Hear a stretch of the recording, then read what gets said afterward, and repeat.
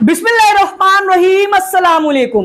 Non Muslim देश जहां एक तरफ इंसानियत दिखाते हुए ईरान के साथ अमेरिका और इजराइल के खिलाफ खुलकर मैदाने जंग में आ चुके हैं, तो दूसरी तरफ अपने आप को मुस्लिम कहलाने वाले नजदियों के खानदान के वंशज ईरान की पीठ में छुरा घोंपने पर उतर चुके हैं। आपकी स्क्रीन के ऊपर रियाद में लोकेटेड प्रिंस सुल्तान एयरबेस पर अमेरिका के 22 K-135 स्ट्रेटो टैंकर्स और 53 F-16, इसके अलावा 10 C-130 हरक्यूलेस ट्रांसफर जेट्स तैनात हैं।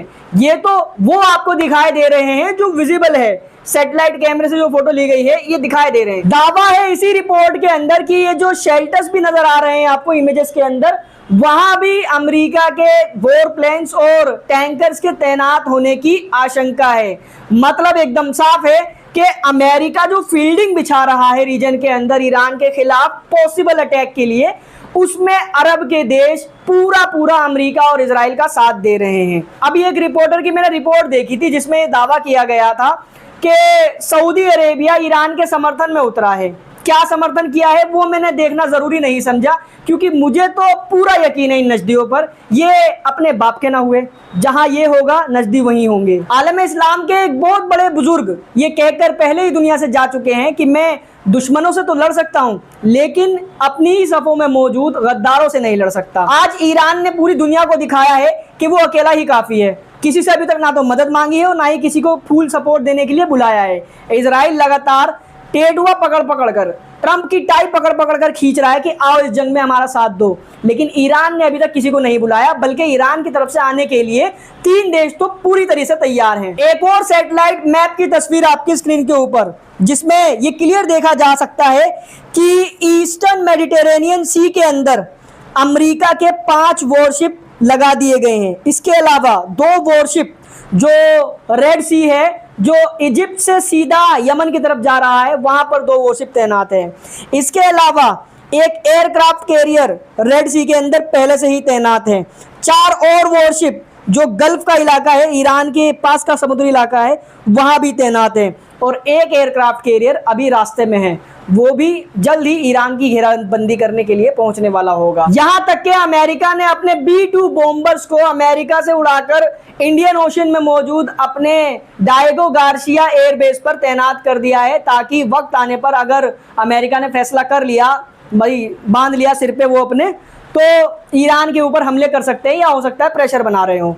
इन तमाम प्रेशर्स के बावजूद ईरान देख रहा है कि फील्डिंग बिछ चुकी है हमारे खिलाफ, इसके बावजूद भी धड़ाधड़ इजराइल के ऊपर हमले कर रहा है। आपकी स्क्रीन के ऊपर ईरान के फ्रेश हमले इजराइल के ऊपर।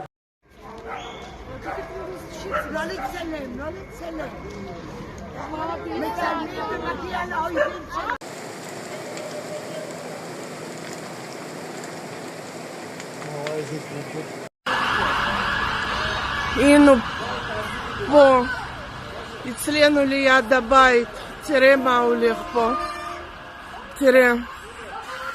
इन मिसाइल हमलों के अलावा भी ईरान ने कुछ ड्रोन्स सुबह के वक्त में इजराइल के ऊपर लॉन्च किए हैं। नाम बताया जा रहा है ईरान का अराश 1 और अराश 2 ड्रोन, जो इजराइल के गोलान हाइट्स के इलाके में गिरने वाले थे।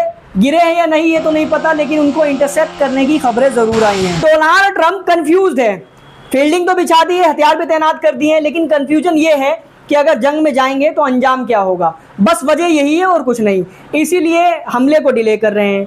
और उससे फ्रस्ट्रेट होकर इजराइल का प्राइम मिनिस्टर बेंजामिन नेतन्याहू अब ये प्लानिंग कर रहा है कि अगर डोनाल्ड ट्रंप सपोर्ट नहीं करेंगे तो ईरान के फोर्दो न्यूक्लियर फैसिलिटी को, जो जमीन के पता नहीं कितने मीटर अंदर मौजूद है, उसको ये अपने बल पर खत्म करने की तैयारी कर रहे हैं। इन्होंने अपने एलाइट एयरफोर्स के कमांडोज को लगभग प्रिपेयर कर लिया है ईरान में उतारने के लिए, और जो स्पेशल हैं जमीन के नीचे जाकर, डीप इनसाइड जिसको बोलते हैं इंग्लिश में, अंदर जाकर ऑपरेशंस को अंजाम देने के लिए, खतरों को खत्म करने के लिए। इन्होंने सीरिया में भी किया, इन्होंने गाजा में भी टनल्स के अंदर जाकर ऐसे कारनामे अंजाम दिए हैं। ये वेस्टर्न मीडिया की रिपोर्ट कह रही है जो आपकी स्क्रीन के ऊपर मौजूद है। अब देखने वाली बात यह है कि इन्होंने जो कारनामे अंजाम दिए हैं इधर उधर जाके बकौल इनके, वो ईरान में भी कर पाएंगे या नहीं। क्या ईरान उनको रोकने में कामयाब होगा या ईरान के अंदर जाकर एक बार फिर से ये अपनी कामयाबी के झंडे गाड़ेंगे। वहीं एक्शन की कुछ तस्वीरें गाजा के अंदर से भी आई हैं। आपको वीडियो में नहीं दिखा सकता क्योंकि वो वीडियो कुछ ज़्यादा ही सेंसिटिव हो जाएगी, लेकिन आपको मैं ये स्क्रीनशॉट ज़रूर दिखा दे रहा हूँ उस वीडियो को। अगर आपको वीडियो चाहिए हो तो आप इंस्टा पे मुझे मैसेज कर सकते हो, मैं वहाँ आपको सेंड कर दूंगा। उसमें देखा ये जा रहा है वीडियो के अंदर कि गाजा के जो लड़ाके हैं उनके पास कोई बड़े हथियार तो नहीं है, सिर्फ वही टूटी फूटी बंदूकें हैं। उन्हीं बंदूकों के सहारे इजराइल के करीबन 4 से 8 सोल्जर्स को गाजा के 3-4 लड़ाके गोलियां चला रहे हैं और इजराइल के जो सोल्जर्स हैं वो टैंक के अंदर है और वो अपने टैंक को खदेड़ते हुए लेकर जा रहे हैं। आपने देखा होगा अक्सर गलियों में बच्चे डंडा लेकर छोटा सा कुत्तों के पीछे भागते हैं, कुत्ते आगे आगे और बच्चे जो होते हैं वो पीछे पीछे। बिल्कुल वही वाली फीलिंग आई इस वीडियो को देख। देखो मैं श्योर तो नहीं हूँ, लेकिन मैंने किसी की पोस्ट में ही पढ़ा था कि कुरान करीम में अल्लाह रब्बुल इज्जत फरमाता है कि मैं इन्हीं के मुंह से इन्हीं का गुनाह कबूल करवा देता हूँ। ऐसा कुछ था, मतलब अपने मुंह से ये कभी कभी बोल जाते हैं जो वो कांड इन्होंने किए होते हैं। वो कुरान करीम का कोई वर्स भी था, मुझे याद नहीं है। अब जैसे ही मैंने ये वीडियो देखी डायरेक्ट दोबारा से मेरे दिमाग में वो बात आ गई। ये है अमेरिका की यूएन एम्बेसडर डोरोथी शेया। इन्होंने यूएन में क्या कांड किया है, क्या सच्चाई कबूल की है, आप जरा पहले वीडियो को सुन ले फिर बात करते हैं। Israel's government has also spread chaos, terror, and suffering throughout the region. Iran's government has also spread chaos, terror, and suffering throughout the region. सुन लिया। अब जिन हजरात को इंग्लिश नहीं आती उनको मैं अनुवाद करके बता देता हूँ। डोरोथी शेया ने यूनाइटेड नेशन सिक्योरिटी काउंसिल की मीटिंग के दौरान कहा यह जा रहा है, अंग्रेजों के द्वारा टंग ट्विस्टर बोलते हैं ना उसको, जबान फिसल गई। उस जबान फिसलने में पूरा एक सेंटेंस ही कबूल कर डाला, सच्चाई मतलब निकल गई।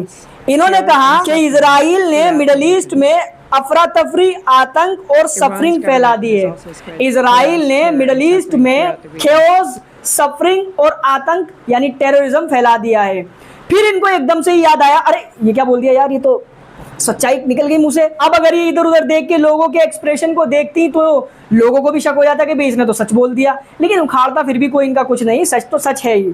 फिर इन्होंने अपने सेंटेंस को चेंज किया, इजराइल के नाम की जगह वहां पर ईरान का नाम ले दिया। आपने वीडियो को पूरा सुना। तो जब मैंने इस वीडियो को देखा, इससे पहले भी मैं कई वीडियोस देख चुका हूं, जैसे जॉर्ज बुश की एक वीडियो देखी थी मैंने, और भी कई नेताओं की देखी है जो अपने कांडों को खुद कबूल कर लेते हैं, फिर बाद में कहते हैं कि मेरी जुबान फिसल गई और गलती से मुंह से ही निकल गया। बाकी फिलहाल इस वीडियो में इतना था। इस वीडियो को शेयर करें, चैनल पर नए हैं तो सब्सक्राइब जरूर कर लें। And thank you so much for joining.